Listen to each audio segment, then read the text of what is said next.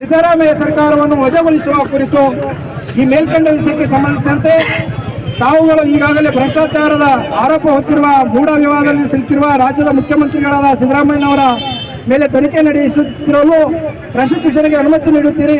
ಇದನ್ನು ನಾವು ಸ್ವಾಗತಿಸುತ್ತೇವೆ.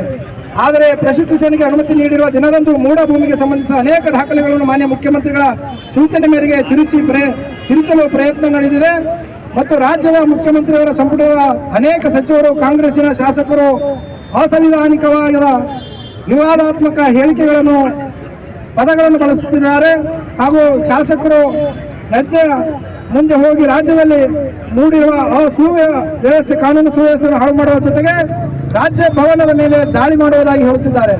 ಭ್ರಷ್ಟಾಚಾರದಲ್ಲಿ ತೊಡಗಿರುವ ಸಾವಿರಾರು ಕೋಟಿ ಬೆಲೆ ಬಾಳುವ ಜಮೀನನ್ನು ತಮ್ಮ ಪತ್ನಿ ಹೆಸರಿಗೆ ಮಾಡಿರುವ ಮುಖ್ಯಮಂತ್ರಿಯವರ ವಿರುದ್ಧ ತನಿಖೆ ನಡೆಸಲು ತಾವುಗಳು ಅನುಮತಿ ಕೊಡ್ತೀರಿ.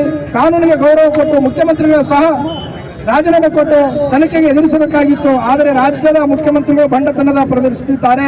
ಆದ್ದರಿಂದ ಮೂಢ ಪ್ರಕರಣಕ್ಕೆ ಸಂಬಂಧಿಸಿದ ದಾಖಲೆಗಳನ್ನು ತಿರುಚಿರುವ ಮುಖ್ಯಮಂತ್ರಿ ಹಾಗೂ ಕಾನೂನು ಸೇವೆಗೆ ಧಕ್ಕೆ ತರುವ ಅಶಾಂತಿ ಮೂಡುತ್ತಿರುವ ಸಂಪುಟ ಸಚಿವರನ್ನು ಸೇರಿ ಈ ಸರ್ಕಾರವನ್ನು ವಜಾಗೊಳಿಸಬೇಕೆಂದು ಈ ಮುಖಾಂತರ ವಿನಂತಿಸುತ್ತೇವೆ.